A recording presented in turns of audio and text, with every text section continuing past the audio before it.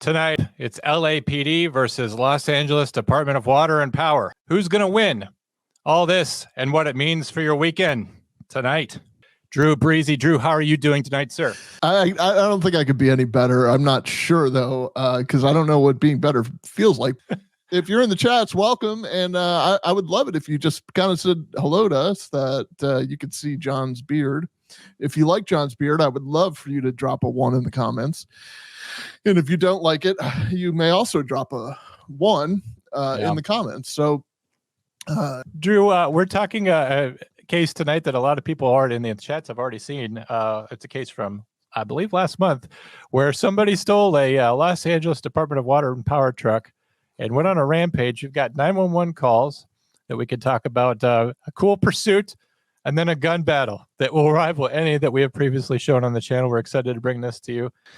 All right, so this case was in Los Angeles just last month. We'll kind of start with 911 audio. Every single day, 911 dispatchers are taking calls for car accidents, injury accidents, and hit and runs. But what starts out as a kind of an odd hit and run quickly turns into a pattern. We'll go ahead and play the 911 calls now. This is Los Angeles. CHP with a transfer for a hit and run. Go ahead, sir.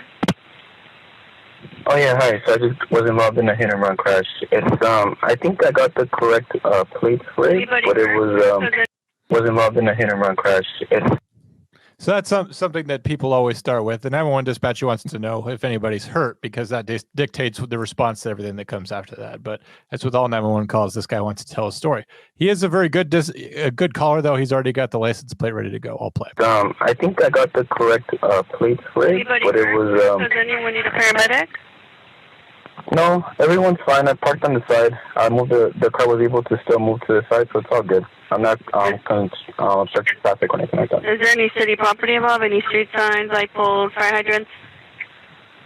No, but the car that hit me was from the water and power, so maybe, yes. Oh. The car that hit you was a DWP truck? Yes. Okay, how could you tell? Did it have like the city emblem, or how did you know it was a city truck? It had water and power. It had a California exempt plates. I also have the plate number, but it just said water and power on the side. Okay, so, yeah. And so they didn't stop? No, they didn't stop. They just left. Where did the accident happen, sir? At the corner, well, not on the corner, but just on the closest cross streets would be Lower Canyon Boulevard and Osborne Street. Did you see who was driving that car? Was it a man or a woman? It was a male. White, black, Hispanic, or Asian? He looked Hispanic. Okay, the rest of these calls. LA City 911. Go ahead, Drew. she got right to it. Yeah. I think this was great. Yeah, the rest of these are kind of truncated because you'll quickly notice that all these dispatchers who are working for Los Angeles, this first call was kicked over to them by California Highway Patrol, but all these dispatchers are on the same center, and they're all starting to notice, of course, that their fellow operators are getting calls from the same guy. This, what would appear to be, at least at face value or first impression, a city employee going around and hitting these guys. So I'll play these just so you can kind of hear and contrast them gathering information as we go. Operator 498. Hi, good evening. I'm calling to report. There was a white gentleman driving a fire department car vehicle. It was DWP. It was a DWP, and he just took the red light. I don't know if it was stolen because the guy was shirtless, and he went in the middle of traffic, and he was heading north down San Fernando Road. No, all of our DWP employees are shirtless. That's their new uniform. Well, it's hot out. I joke, but this is very quickly becoming, just Grand Theft Auto in real life. Is that a pickup truck, or what kind of car was it? Looks like an SUV. An SUV? Yes. Okay, were you able to see the license plate of the SUV, of the DWP car? No, because he almost went. Had the green light, and he almost went right into us. So here's the third call. LA City 911, operator 593. Hi, they just crashed a guy with the water and power truck, crashed into my mother-in-law's house, and he hit my mother-in-law, my boyfriend. Hit a house. Does anybody need an ambulance? Yeah. Well, I don't think they need an ambulance. Okay, so a DWP truck hit your house and hit your mother? Yes, he was a guy with tattoos, and I guess he was drunk or something. Is he still there? No, he left. Okay, we'll send the police out there. Thank you. Okay, so yeah, that one was kind of truncated. Something that bugs me, and I know that people don't know, but you ask, do you need a paramedic? And they're like, yeah, no.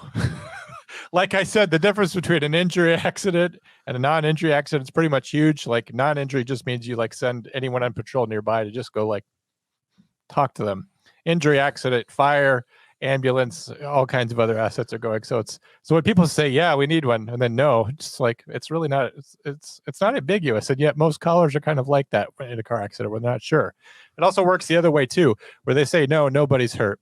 And then we'll get more 911 calls, and we're like, yeah, there's blood coming out of his ears, and he's throwing up, and he's writhing all over the ground, and yeah, both his legs are broken. I'm like, well, you could have said that to begin with. That would have been nice. Right.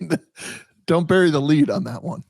The other thing is that, of course, in any kind of area, you get something like this, you're going to get tons of 911 calls. Our source on this one, police activity, we're reacting to that video. Only had a handful of probably the most useful 911 calls. But I'm guessing if this Department of Water and Power guy is running stoplights and going all over the place and hitting houses, a lot of people are calling, and they'll call to complain just because they don't like the service they're getting from the city from this shirtless employee. Drew, any last comments before we go to the pursuit phase? No, it just seems like it's another day in LA. You know what I mean? Like none of the, and they're doing a great job. Like I'm not criticizing the dispatchers or the 911 emergency call takers, but it just seems like another day. Like nothing. They're like, oh, it's a Department of Water truck. Oh, the guy's not wearing a shirt. Oh, he just crashed into your house. Like it's all kind of matter of fact. Like nothing really shocks them anymore. Which I don't know if is just a testament to their training or just an indictment on society in general. I think it could possibly be both. I mean, Los Angeles has been raw for a long time, and these guys have probably heard stories that I for sure never have. I mean, you being in South Florida is probably different, but I would love to meet an LAPD 911 dispatcher or radio dispatcher. That would be great. We're going to go to the pursuit phase here. What we have is an extra patrol car in the Foothills division. It's a 2-person car. The person driving, I believe, is a rookie, and he's got his FTO with him, and that causes an interesting dynamic. If you're listening to this later, first of all, if you're on Spotify or iTunes, go ahead, hit subscribe, hit automatic downloads, leave a 5-star review. That's how you can support the podcast. We appreciate you listening. We'll do our best to narrate for you. If you haven't seen this video, you can see it on YouTube. You can also check out the Rumble channel, which we are multicasting on right now. We are now also on Rumble, which is the other YouTube. So look forward to a greater presence on Rumble. If you don't like YouTube because of the way that they're just the whole Google situation or whatever, Rumble's a great alternative. Green YouTube. It's possible that we may go over some more material might be coming to Rumble soon. So we're discussing that right now. So very exciting. We're going to go to the pursuit phase here. Let's go. Let's do it. In the place? Wait, where's it making sound? Yeah, no, just go. They've spotted the vehicle. Siren. So it's a 2-officer unit. They get right behind it. Look, this really is like a scene out of Grand Theft Auto. I mean, like you're driving down the street. It's like a video. You know, Stop. You see the car behind, or you get behind the car, and you're like, oh my God, that's it. That's the truck. And then you hit the siren a couple times to try to get them to pull over. And when they don't pull over, that's the big clue. Like, okay, anybody in a water truck is just going to pull over. And just a side note, John, this is LA. I'm wondering if this is an electric powered vehicle or if it's gas and it's contributing to our decline in the environment. Well, if anything, I appreciate that it's not idling at stop signs. You'll see that it just blew past one. The rookie here was ready to go through the stop sign after him, and I paused it kind of at the wrong moment. But his FTO says, "Hey, make sure before you blast through this that you know that you're not going to hit some civilian. But after they get to the other side of the stop sign, they're going to try a couple more times to pull the vehicle over, and then at some point they make a decision. Hey man, we're in pursuit. Let's light it up. Let's get these guys. So watch as they try one more time to reason with them with the siren. Drew, go ahead.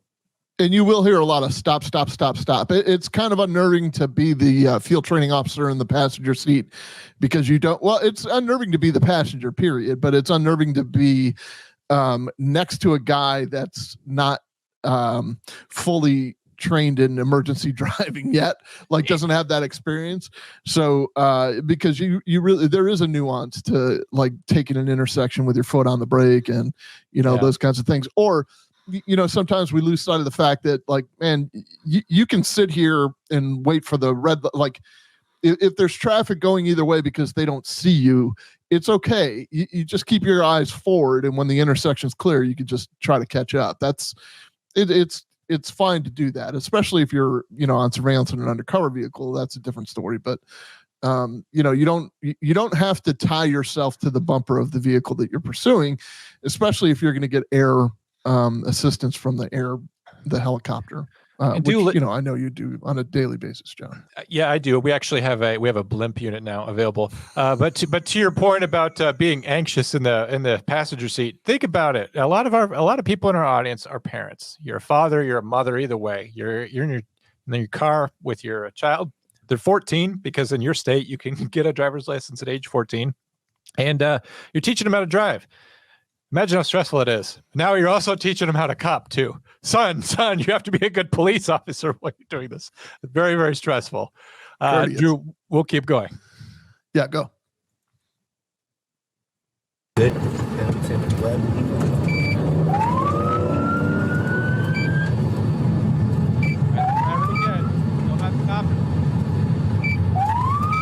Pull over. On the V? You gotta turn on the PA. Good. All right, we're just going pursuit, bro. Yeah? Yeah.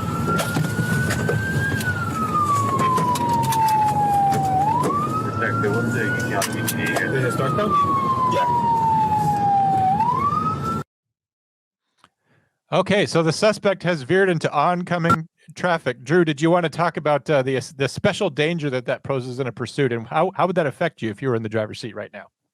I'd be freaking out, to be honest. But I mean, like, just on the inside, I mean, I'm not going to let the recruit see it. I mean, they'll see by the way I'm crawling around the passenger seat. What I saw on this that made me the most nervous was when the guy crossed over into the lane of travel, the opposing lane of travel. I mean, listen, I'm going to be frank with you. There are two in the line of duty deaths that are very good friends of mine that I was working, when I was still working. One was killed head on by a drunk driver.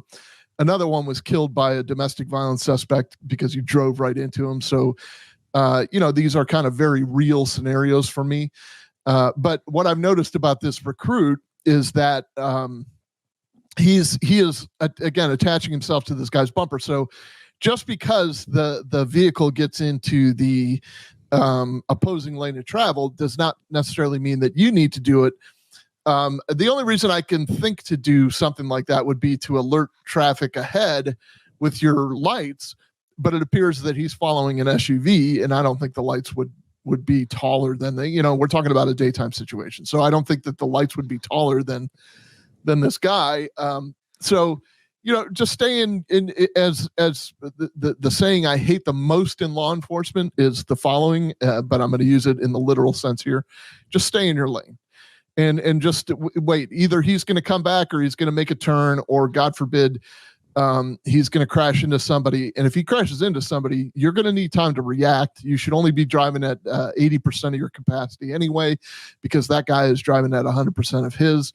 You need to save the 20% for the fight. So let's do it. Let's keep going here. The main reason I bring it up is just because now they're putting other people in danger, and that always makes every pursuit more dangerous. We'll keep going. Oh, and one more thing. Thank you for bringing that up too, John. He said, I think at some point he wanted him. He was yelling, "Pull over." He said, "Turn on your PA." So he turns on the PA and he tells him to pull over. This may be a matter of statute in California. I don't know if it is or not. I mean, it definitely in Florida. You're going to make a stronger case that you had your lights and sirens on. You know what I mean? That that he was evading you because he had no other reason to believe. Like, he should have pulled off to the side if he didn't think he was being pursued. He should have pulled off the side to get out of the way. So, but it's a lights and sirens thing. It's just going to bolster your case. So I think by calling out on the PA, like, and he's not responding, he's not pulling over, you got your lights, your sirens, you gave him a warning over the PA. I think the FTO said, okay, now it's a pursuit. We're ready to go here. Let's go. Yeah. Get your game face on. We'll talk more about the PA as we go. Here we go.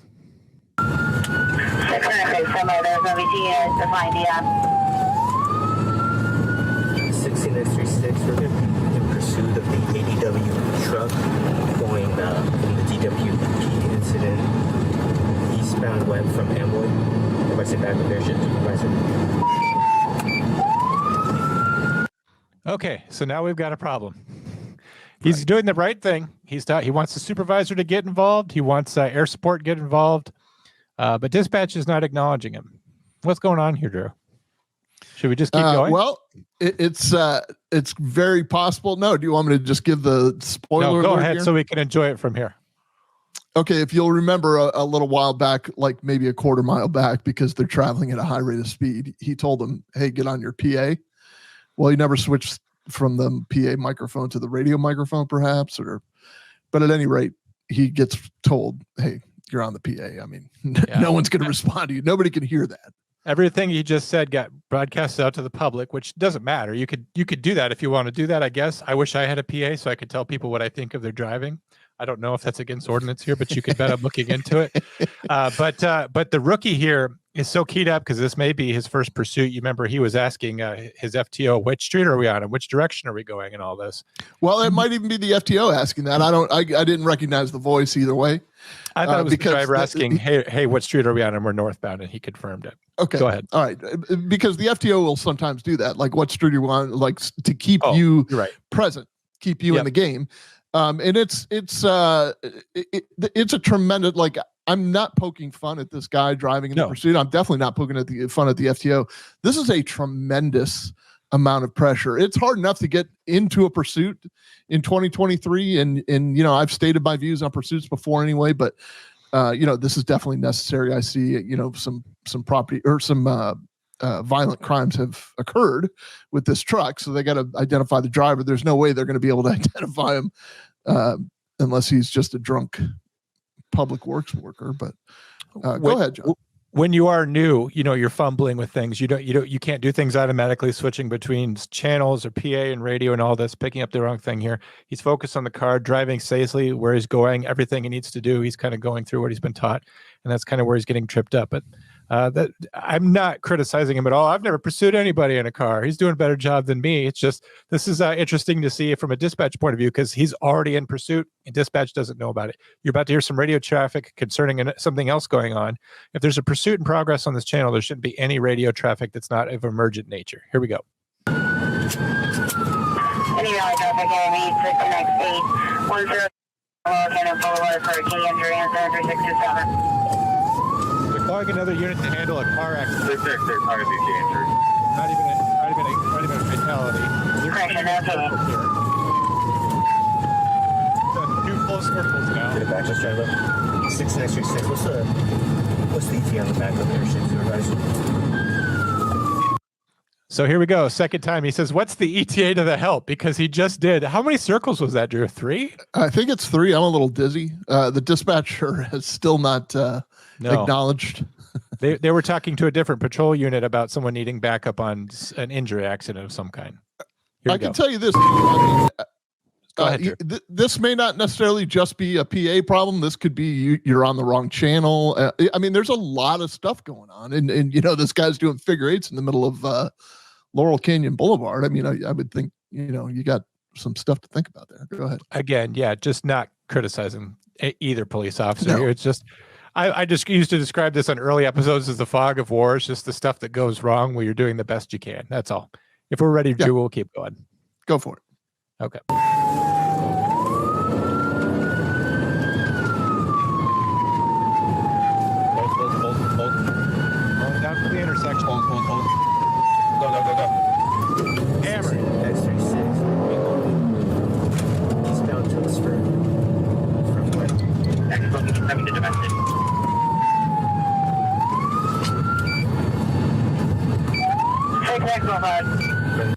So just last point there, he was walking on dispatch saying something and they're not acknowledging him. Here we go. We're in the PA. We're in the PA, dude.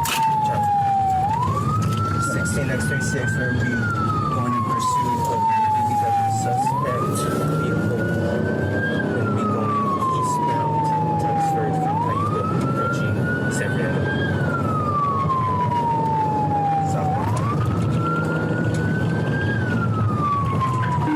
Frequency stand by 16x36 is in pursuit of a vehicle suspect.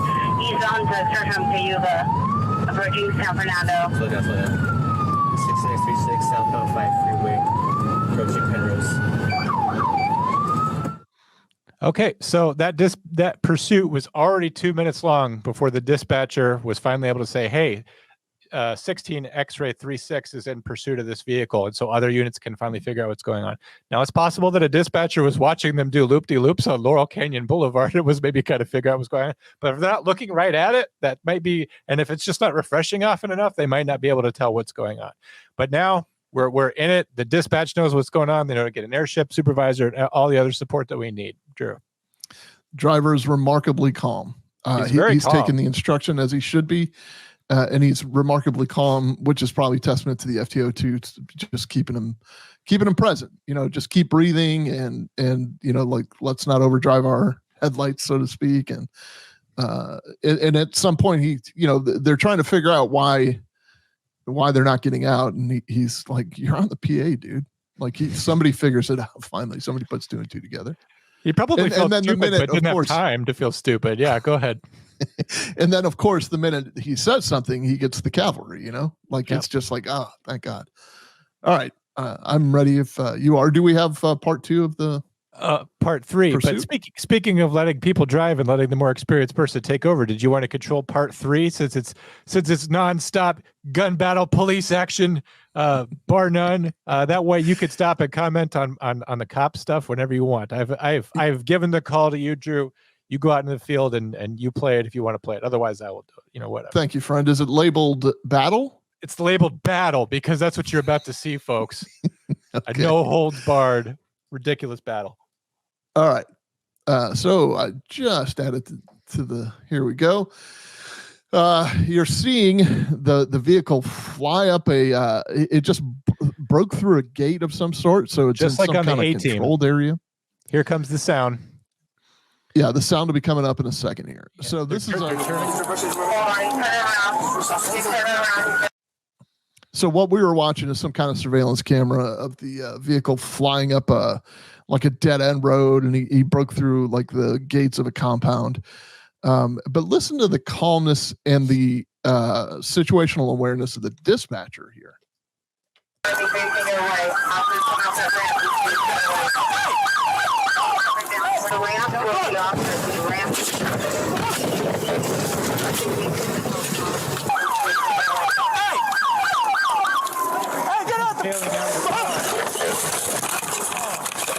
For those that are listening and not watching, what happens is this is again, it's on Police Activity on the YouTube channel Police Activity. We're just using that video because that's, instead of using the actual body cam. And what happened is this is a very narrow road that the white Department of Works truck goes up, it smashes through the gate, it does a U-turn, and it comes right back at them. So they're in this narrow alleyway. They're kind of staggered. They're in SUVs of their own or cars of their own, the officers. One of the officers you see on body cam realizes what's going on, and this vehicle's coming right at him. So he has time to get off to the side of the road. The passenger in that vehicle did not have the same time and or reaction, and is kind of stuck in the car. And that's where the SUV went. It went straight to though it was head on, it kind of veered off to the left, and it started driving straight down the left side of the vehicle where the passenger was. Very, very scary experience. I told you I've lost a fellow cop, a coworker, to something similar. Just some nut just drove right into him and killed him with a motor vehicle. Driver bailed out, but the passenger was just getting out the car door when all of a sudden his vehicle was launched backwards, and he has his feet hanging out of the passenger side while trees and brush are going past his door. So he's hanging on for dear life. It's just shocking to see and very scary, and not at all even comparing to what's coming up next, Drew.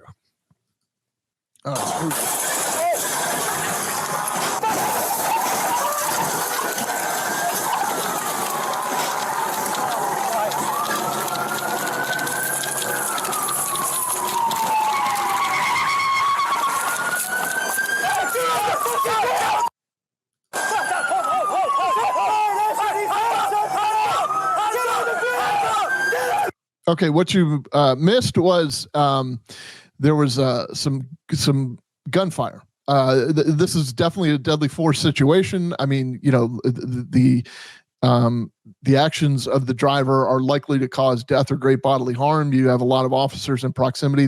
He's already taken one run at them. He's already demonstrated that he's not really concerned about human life. He doesn't care who's in his way. He's just trying to get out. So, you know, I don't know if the guy's in a bad mental state. I don't know if he's high or if he's drunk or what the situation is. We already know he's in a stolen car. This is not necessarily we're going to shoot this guy because he's in a stolen car. That's just a property crime. When he starts driving at cops and trying to kill people, like the attempt homicide of a law enforcement officer, I would think is a pretty serious offense. And when you're in this proximity to him and he's not responding to your commands, there's a good chance he's going to use that vehicle no matter where you're standing. Like I wouldn't suggest putting yourself in the path like we saw in the Takia Young situation there in Columbus. But and you know, that's Monday morning quarterbacking all day long, that, you know, that guy did what he did. But in this situation, like, where's this vehicle gonna go? It's completely unpredictable, and he is using that vehicle as an instrumentality of he's using it as a deadly weapon. That's what he's doing. Yeah, the call initially came out as an ADW suspect, assault with a deadly weapon. He's driving around a 2.5-ton bullet at these police officers. He doesn't care about anybody. He doesn't care about cops. That means he doesn't care about anybody else. We already knew that, though. He's already hitting cars and houses. This guy, as it was said earlier in the comment section, it's a demolition derby. This guy is after him. After they chase him over to this other parking lot in the industrial area they are now, LAPD will form up. They're going to form a barricade around him. They're going to see if they can get him hemmed in and negotiate. This is the next phase of it, Drew. Go ahead. 16 on 120 in that scene. I'm going to be instant commander. Suspect is armed with a screwdriver at this point. Guys, stop! We have one person giving commands on this side. One person giving commands. Yeah, I'm telling them to be quiet. Tell him we don't want to hurt him. We don't want to hurt him. He just wants to get out.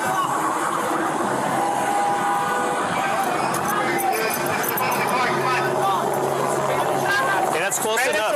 We got enough time. We got enough time.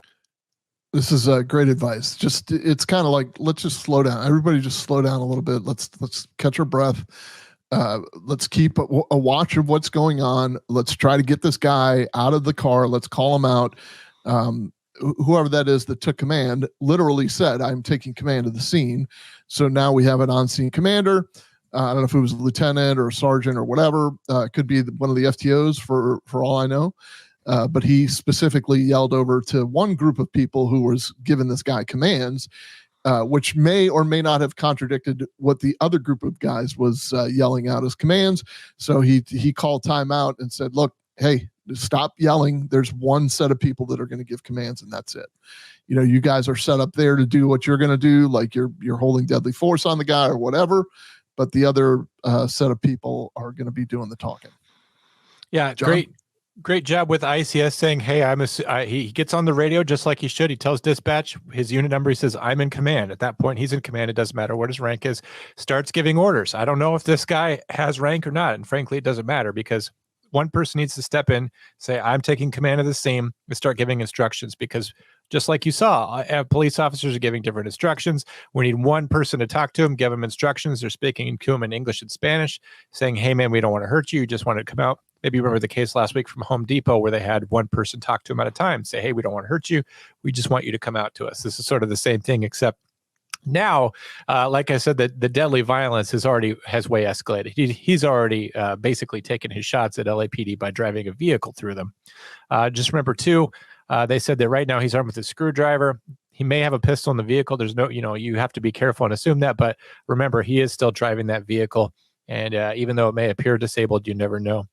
Drew, what do you think about tactics? And this is just to throw this out here for discussion's sake. They've got him hemmed in a parking lot. Would you want to move in a unit and possibly park it behind him to immobilize that vehicle, or what are you thinking on that? Some agencies have policies against doing that. I don't know. I think the distance they've created now. I see that West Coast, especially what we saw in Burbank last week. It seems to be like common training or common tactic that they just give themselves some distance, which I think is probably pretty wise, especially in a situation like this. And now we're in the negotiation phase. And I'm sure they anticipate him starting the car back up, but the vehicle is damaged. It's reasonable to assume that it may not be able to drive away. So putting a car behind him, may be a good idea. However, he's already driven through a couple cars. I mean, he's not. It's definitely Grand Theft Auto to him, or Demolition Derby, whatever you want to characterize it. Point counterpoint. I don't disagree with you at all. If they're able to get a vehicle parked right behind him, put on the brakes, maybe he just wouldn't be able to overcome the brakes of that vehicle. When he's ramming through these other cars, obviously he's using that distance to speed up and build inertia to push through that mass. So that's the only reason I bring it up, is maybe if they could just lock the brakes up, put the parking brake on, so they would at least know if he was attempting to move the vehicle. Yep. Somebody's got to drive that car, though. And you're going to. I know. And they may be moving into pistol range. You're exactly right. Yep. Go ahead, Drew.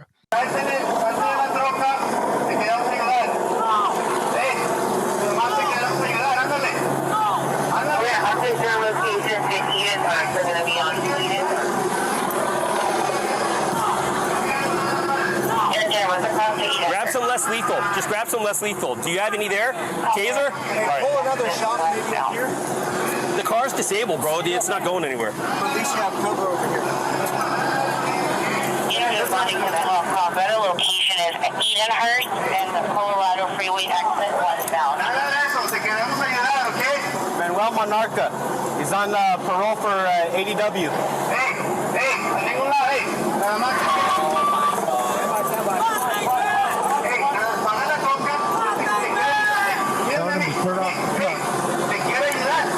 If we take out the tires, no, not with the shots. Hey, if we start up again, you're primary.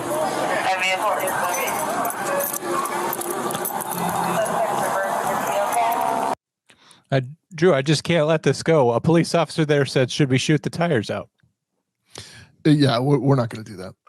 No, a police officer still asked that, though. It must have been another rookie, another noob, maybe just someone who really didn't want to get run over. He's on parole for ADW, by the way. I just can't get over the irony of that we let him out of prison after he's already assaulted someone with a vehicle, and here we are.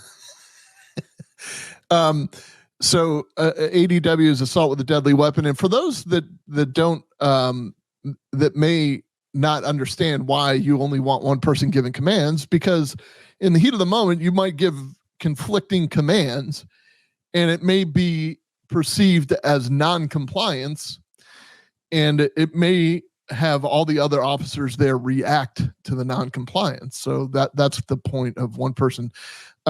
Shooting out the tires is definitely not anything we're responsible for every bullet, and I don't think there's a shift commander or sergeant or supervisor in the planet that's going to say, just shoot the tires out. I mean, I know it's what about you, Drew? Would you say take out the gas tank, maybe with some tracer rounds? No, I wouldn't. Okay. I wouldn't. Yes, the vehicle is the deadly weapon, Abby.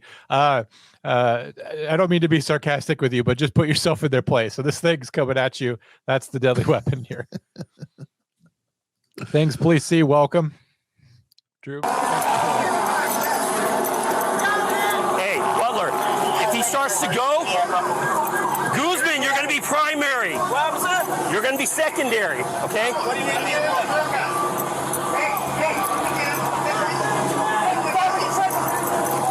I need other units to block this side of the parking lot. Hey, bring your car over here. Actually, bring your car over over here on this side. Esther, can you move this shop up here? This shop right here if you can. Stand by. Vehicle moving forward now. Hey, you're in reverse. Or disregard. All the way up here.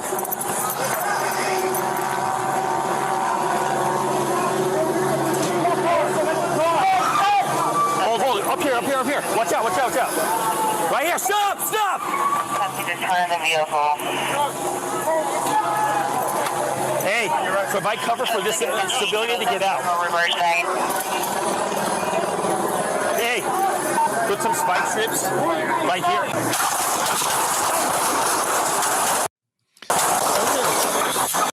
Sorry, before we see this, there was a civilian on scene there. I don't know if you caught that there was a civilian right there. So also the vehicles are parked head on. Are you trying to use engine blocks for protection? Go ahead, Drew.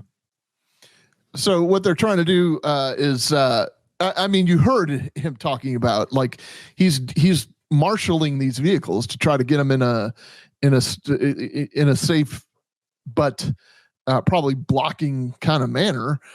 He thinks that the vehicle is disabled. He's said it on more than one occasion, but he's still trying to do famous last words. But that's definitely like I'm never going to assume that the vehicle is disabled. I'm not Monday morning quarterbacking this guy. He's doing a great job, and then on top of that, he's like, hey, you get up there, you go get that civilian, and provide cover for the civilian.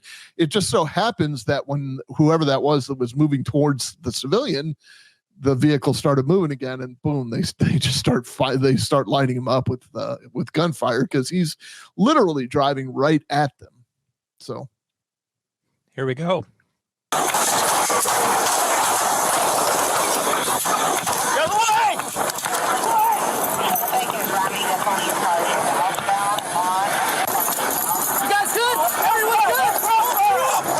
Now we're all just running after the car.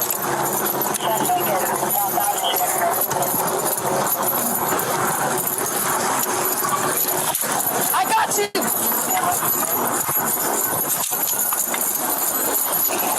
Holy shit! Okay, so this has turned into a foot pursuit after a vehicle.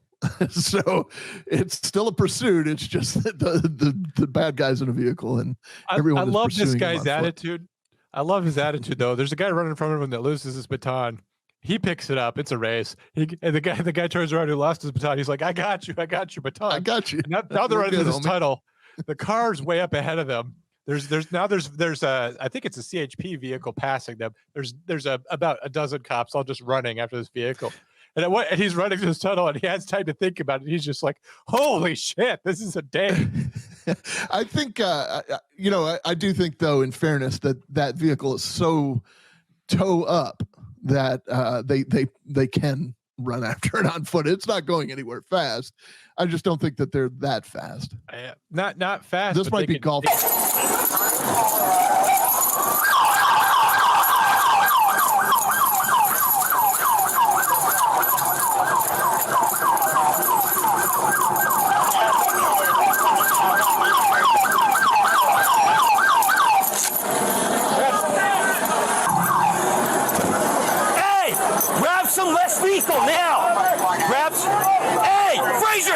Fraser! Get behind cover!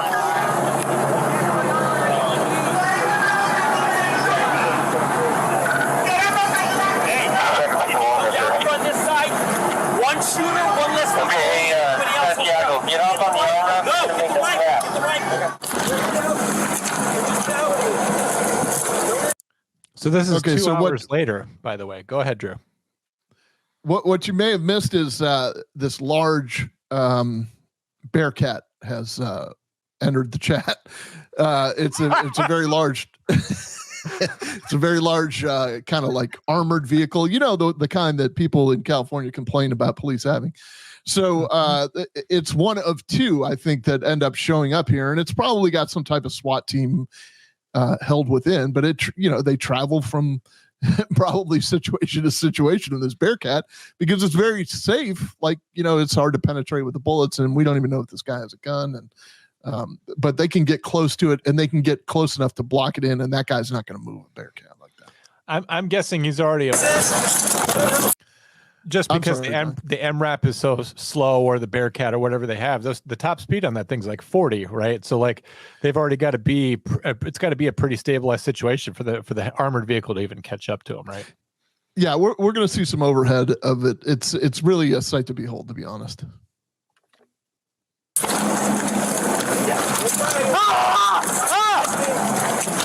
gonna get some medical help, man. Got his arm. Got his arm. Hey, somebody grab it. I got his arm. All right, let's hang up him. No! Don't use that. Use the cup. Okay. Okay. We need to get him on the ground. Let's get him on the ground. Want to get him on the ground? No! I got one arm. He's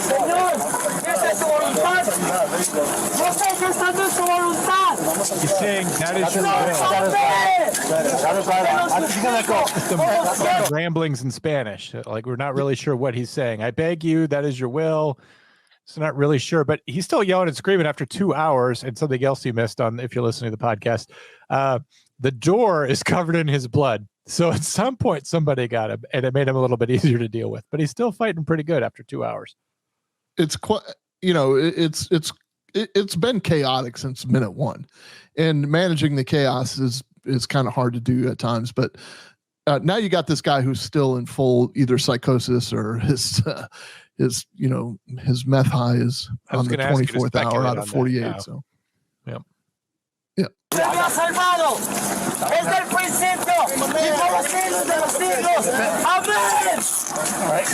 From the beginning of the centuries. Amen, he says. I could tell you that they successfully captured this guy. It takes some doing.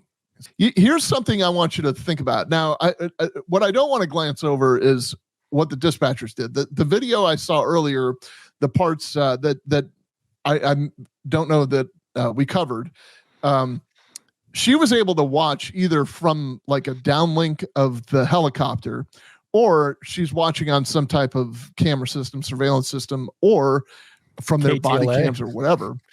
And she is definitely air traffic controlling the whole thing. I'm talking back when they were at the alleyway with the fence. She's like, look, I show him turning around. I show him coming right at you. He's coming right at you. And she was completely calm too. I mean, that's a very, very unnerving situation, knowing that they're in grave danger. I mean, they're in pretty intense danger, and this guy has really nothing to lose, obviously. So, okay, so they have come to rest. He has come to rest in this parking lot, which is where you heard him yelling, Schaefer, get behind cover, or whatever. Frazier, get behind cover. And this is where they're directing here. There's Frazier out there, like sticking out like a sore thumb. I think he's just trying to get a peek of what's going on inside, but he was reprimanded for being out in isolation like that. All right, so this is the overhead shot I want you to see. I'm gonna let it play for a second, but I'm seeing in the chats that it was a Tahoe, possibly, which is the smaller version of the. It's still a large SUV. It's just a smaller version of the Suburban. But take a look at this. So when they pan out, look at that. I mean, it's synchronized. You got two cars, and then two off to the side. Like, I know that this is compelling audio for somebody that's listening to this podcast. Just imagine something cool, and then that's just imagine something cool or something symmetrical. So you can you can look at you can always go to YouTube, or you can go to now Rumble and watch the replay of this, but they've done this is like a beautiful synchronized swimming routine. I have kind of an Ender's Game style revelation for the audience. This is actually live. Just wouldn't that be nice? I would love it if you and I could could do live commentary and something like that. But wouldn't you know, we just we don't live in Los Angeles. Maybe we should though. Maybe we should pay satellite for KTLA so we could catch the next pursuit. All right, so we have him in the back. The Bearcat, again, as I don't want to overuse the joke, but the Bearcat is under the chat. They're in the back. He's in the back of the whatever it is, Tahoe. It could be a Suburban. It's a long wheelbase. I think it's a Dead Leg Ford has pointed out. Freestyle, yeah. Yeah, but it's definitely not a Prius. We know that. So there he is, waving his arm out there, throwing stuff out. He's definitely without a shirt. But you can just tell he's manic, or he's just in some type of psychosis. So the Bearcat gets a little bit closer. I don't know if they're trying to negotiate with this guy, or they have a Spanish speaker yelling at him, or whatever they're doing. But they're trying to get a better advantage of him because the second Bearcat has arrived. So now the first one was just a joke. This one's for real. The first one was just a decoy Bearcat. They kind of have, one for the left, one for the right, basically. So now he's agitated, not liking what's happening. Now he's agitated. Now he doesn't like Bearcats. Now he doesn't like that he brought a knife to a gunfight. I'm pretty sure he was agitated before, but I think he's even more agitated now. So he's like, "That's not fair. I don't have any armor." Well, now look at this. They have Tetris him in. Yes, they have Tetris him in. You're correct. If they're not careful, if they complete a line, they will all disappear at this point. That's how many Bearcats there are. And known to have a handgun there.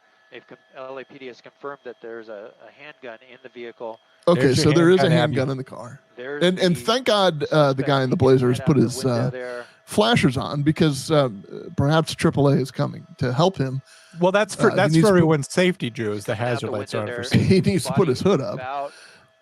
So he's halfway out of the vehicle, halfway in, halfway out. They don't know where the gun is. They see, from what I watched earlier, you could tell that the guy had a very long screwdriver in his hand, and he, I don't know if he had the keys to the car, if that's how he started it, but you can see Frazier there in the front seat, which is a weird choice. He's still negotiating. You can see what? You see Frazier in the front seat. I'm just joking. Well, he's in cover. Able to scoot in a little closer. Frazier is taking off his shirt at this point, trying to meet a man-to-man. SUV, the back window there. Still with the screwdriver in his hand. There goes the screwdriver. He set it down on the roof. It looks like he's going to come out and comply. He's reaching back for the screwdriver, though. Oh. Yeah, he looks like he's going to comply, but no, he's not. He looks like he's complying. Psychosis over. He realizes, this has gone on just a bit too long. His hand looks bloodied. How has this guy not been riddled with bullets, though? Like, they were all within pistol range when they were lighting him up earlier. This is 2 hours later. Yeah, I wonder that too. I wonder if he's been hit, or I always thought Chevy Yukon, this is your commercial right here. You could get shot at, you could be disabled by police. It takes a Bearcat to take down a Chevy, guys. Like a rock. Yes. That foot looks. So he's climbing up the back window is what he's doing. He's actually resting on one of the Bearcats at this point, and he is relaxing or lounging with his foot in the broken back window. This pursuit that started now he has climbed upon the roof, and I think that's a little wrinkle in this whole thing. And there just comes a point where I think everybody is just tired, and they all want to go home, maybe safely, of course. And are they going to attempt beanbag rounds at any point here, or anything, or are they just? I think they use good old fashioned. I'm wearing a helmet and gloves and a big vest. I'm just going to go with this guy's behind. So there's two of them that approach him, and there's a third that goes around the other side, because what's happening is he's holding onto the ski rack. Yeah. He must be an experienced skier of some sort. Or he's ski rack climber. He's got 3 points of contact there. He's a pro. What is that thing up there called? The cargo rack or whatever? Cargo rack, luggage rack. Either way, you could tell this is not his first go around. He's definitely used that luggage rack for something else. So he's, you're now at the point of, and you know what I thought too when I was watching this, they were very careful not to they didn't want to add to the use of force. Yeah, they could have just kicked him off and into the waiting arms of Frazier, but they didn't. They've already fired 600 bullets at him, and they definitely did not want to strike him or do a takedown or anything like that. But there's a good reason for that, right? You don't want the helicopter saying, "Hey, they're beating up a mentally ill guy." That's true. LAPD, they're going to bring. That's where we are. Unfortunately, going to have to go for fuel. We're really low on fuel at this point, but yeah. I don't remember at what point it was at in the film, but there was like 2 helicopters that, you know, like I saw that. they all see each other. Like I've been up in the air, you know, in a police helicopter before to see that, you know, that view from that viewpoint. I wasn't flying it; I was an observer. But you can. CBS was trying to steal their shot. If you remember an Anchorman, it's all about getting close enough to the pandas to see the live birth. They wanted to basically steal the shot. So you have a helicopter hovering at about what I can only guess is about 50 feet, and you have another one zooming in underneath. Frazier there got knocked to the ground there by the downrush of air at one point. No, I mean it's a free sky, and to be honest. Let me tell you this. Here's probably a well-kept secret. The guy flying News 8's chopper yeah. Will be flying LAPD's chopper tomorrow. Like it's probably off-duty cops more than likely. Oh, nice. I don't know if it's like that there. I believe that though, because at one point he says, you know, he was you know, inside the curtilage of the vehicle ramming it at officers, which is, you know, California Penal Code 928, and now it's assault with a deadly weapon. And I was thinking at the time, thank you for saying that. I'm like, man, this guy's covered enough, you know, chases that he knows exactly what point this goes from like a B felony to A felony. Good job here, Chopper Mike. There may be there's only a handful of helicopter pilot jobs. So, I mean, you know what I mean? Like, and it may not be the case. Like, I do know that news stations employ their own, you know, helicopter pilots, especially if they have their own helicopter. I think that would be kind of wise to keep one on staff, but probably if not for anything, but to change the oil. But, you know, so I'm pretty sure that, you know, it's quite possible that that's either a former air aviation officer or a former, you know, and they all read the same newsletter, you know what I mean? So they're all aviators. There are times, I can think back in my career where like the police supervisors over the cops that were pilots were kind of at their wits' end because they're like, hey, sometimes they just forget that they're cops. They just think that they're pilots, but they're pilots. They are pilots. They're pilots first because, you know, you keep that ship in the air. So I have a that's kind of that. It seems that it has come to a peaceful resolution. He is dropped his very long screwdriver. His rampage has ended. He's about to be up for parole on this. I called this a respawn city truck because it was very similar to what would happen in Grand Theft Auto. Like the truck would just respawn and you could start driving it again, start driving it at the cops. And I'm glad that hopefully nobody was hurt, nobody was injured. This was a little bit more of a lighthearted view, and everybody did a great job in this, though. I mean, we say that, but how many of those cops have nightmares of vehicles driving at them now? Holy shit! Some of that stuff was very intense. I hope that the LAPD, that nobody was injured, but overall, great job, guys. This is why every cop movie is about you guys. You guys do a great job. Just my hat's off to you. Very complicated, but you seemingly did a great job, and you didn't mistreat the guy, which might have, you know, after especially waiting 2 hours and after that big adrenaline dump, maybe you felt like you were tired of negotiating someone who is not making any sense to get off of the vehicle there. So just good job to you and negotiators too. Whoever's talking to him, try to establish that rapport. We didn't get to see much of that, but I'm sure you were there doing a good job. Center where we highlight dispatcher and dispatcher related stuff and the cop stuff that goes along with it, because John is a current dispatcher and former officer. I am a former dispatcher and retired officer, and it just makes for a good duo. We gave you a great case that if you didn't catch from the beginning, you're more than welcome to do on either platform, and I'm sure there'll be a clip version of this coming out, the Cliff Notes version of this coming out. So for John and myself, Drew Breezy, we love you. Good night. And John, stick around. Stick so we can around. see what that means for your weekend.